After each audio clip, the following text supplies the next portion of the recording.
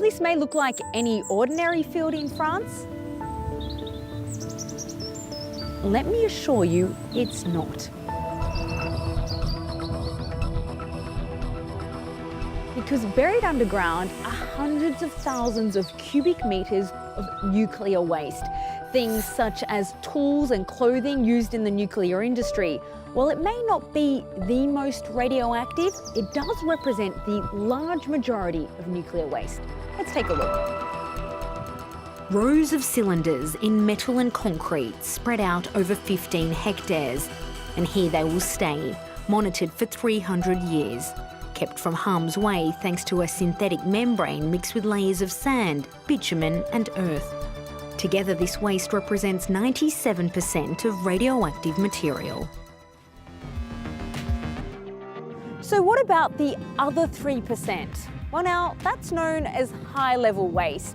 And now we're getting serious. That's the used fuel that comes from inside the core of the reactor. And it's hazardous, so much so it needs to be isolated for 100,000 years. Did you say 100,000 years? Yep.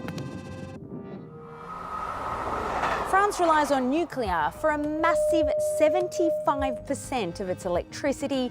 That's more than any other country.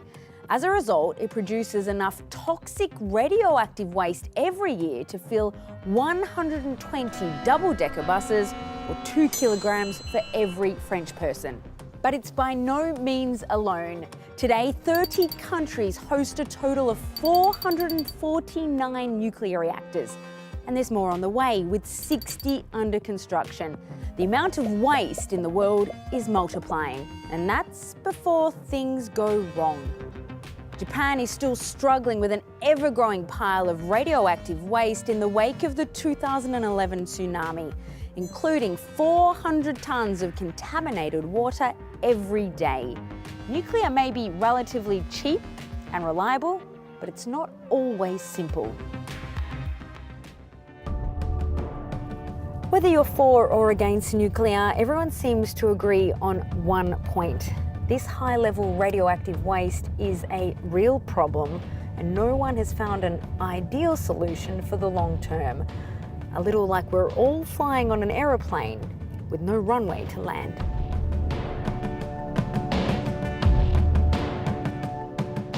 For the moment, the interim solution can be found here at La Hague in Normandy.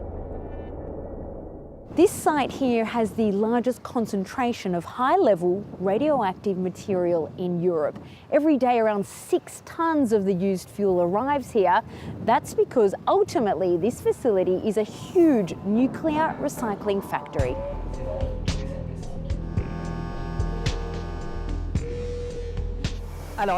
Here we are at one of the storage pools at La Hague. Inside you have baskets which hold the spent fuel assemblies. There's also around 4 meters of water which acts as the radiological barrier, allowing us to stand this close.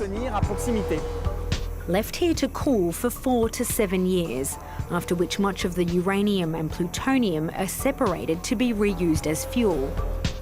The rest ends up here, in a temporary graveyard.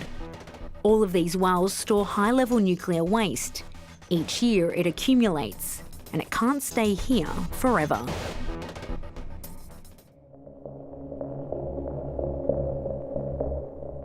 Not too long ago, the answer could be found here at the beach. Yes, for 50 years, nuclear waste was simply discarded into the ocean.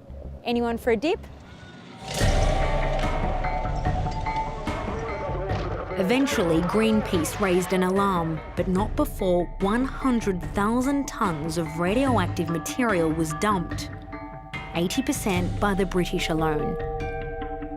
Only in 1993 was it banned under international treaties. So it seems there's only one viable solution: bury it, not in the water this time, but deep underground. We're 3 hours east of Paris, at the potential resting place for the most destructive and indestructible waste in history. Are you ready? Because we're about to embark on a 7-minute journey down this shaft to a depth of 1/2 kilometre underground. Oxygen check? Yep, let's go.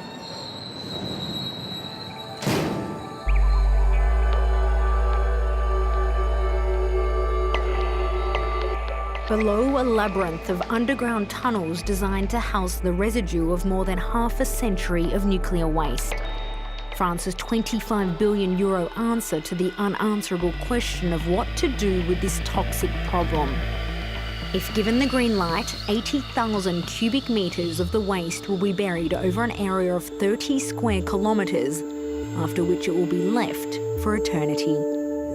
For decades, scientists and engineers have been studying the geological properties of this site, in particular its unique clay rock formations. This rock, can I hold it here, is actually seen as the key to this project. What is it that makes this rock so special that it can beat radioactivity? Eh bien, cette roche, this rock has properties that are able to contain radioactivity. It's an argillite. That's a rock made up of clay, a type of clay that can imprison radioactivity until it becomes as harmless as any other natural element at the Earth's surface. deviennent aussi peu nocives que n'importe quel élément naturel à la surface de la Terre. How can we be sure that there won't be any leaks, that an earthquake or a fire couldn't actually create leaks at the surface? Well, the surface faces the threat of hurricanes, floods, storms, or even human-initiated threats such as war, terrorism, or political movements. But here inside this rock, it's geology which allows us to say that it has not moved for hundreds of thousands of years, even hundreds of millions of years, and as a result it will barely move more than in the past. At the very least, there will be infinitely less risk than at the surface. At the surface, however, opponents are furious at the idea of nuclear burial at their doorstep. And yet the world has little to no alternative. There was some talk of sending the waste to outer space before the costs and the risk of an accident during takeoff quickly ruled it out. Today, other countries have made the same choice as France, including Finland, which acknowledges a dilemma not yet resolved. Of course, we don't know what kind of language or what kind of people will be here in tens of thousands of years, so we can't leave a warning message. Well, we could leave something in all the languages that exist today, but, well...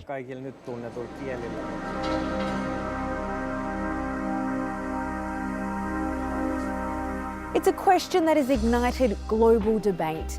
How do we warn the next 4,000 generations that these kinds of sites are dangerous? Would you stay away if you saw this, or even this? And can any of these symbols stand the test of time when history suggests warnings in general tend to be ignored?